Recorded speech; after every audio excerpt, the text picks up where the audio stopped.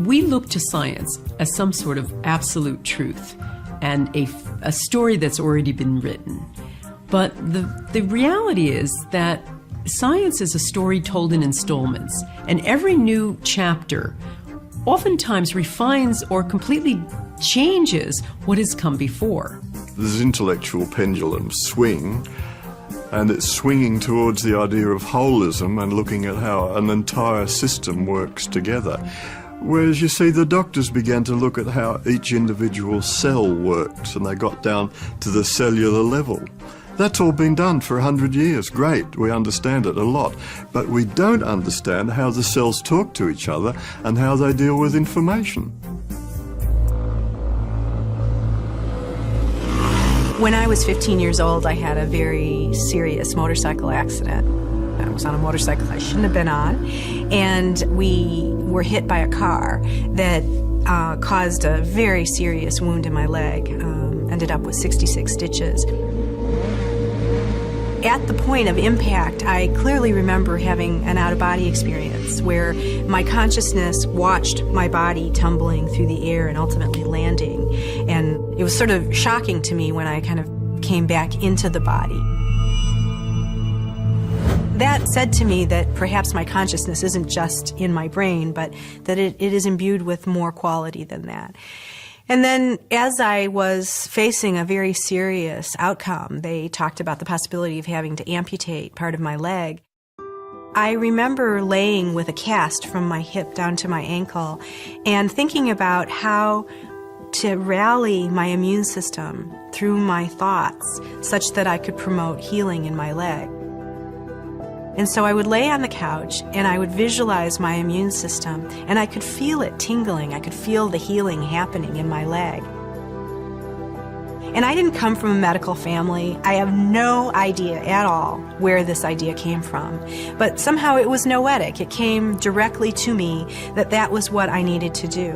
And ultimately they took the cast off, and I'm a two-legged creature still, thank goodness.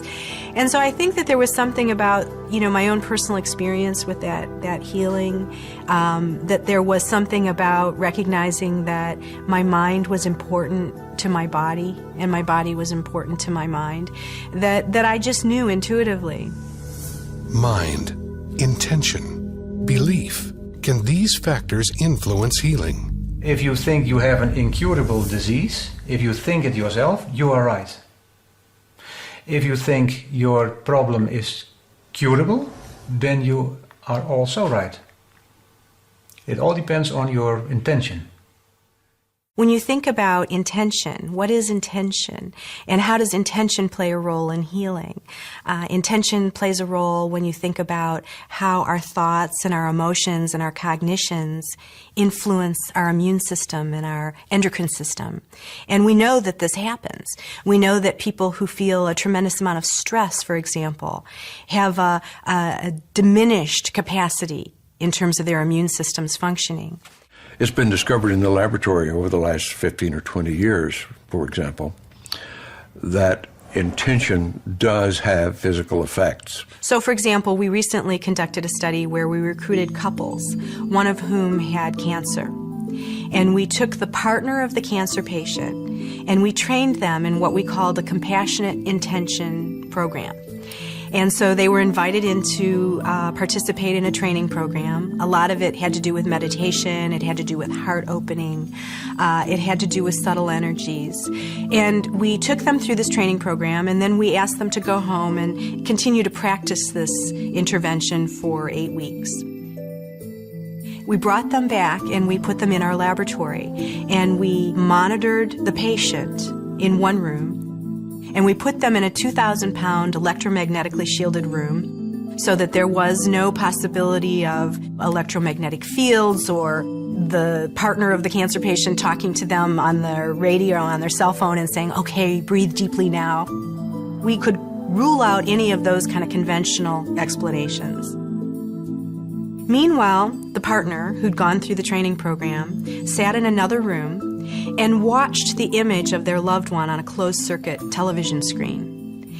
And then at random times throughout the session, they were asked to send loving, compassionate intention to the patient. The idea was to see if we could find correlations between the intention of the one person and the physiological activity of the other. What we found is that there was a significant correlation in the physiological activity of this person and the physiological activity of the other. This suggests that there is some way in which information is transferred that isn't accountable by the conventional Newtonian model of cause and effect.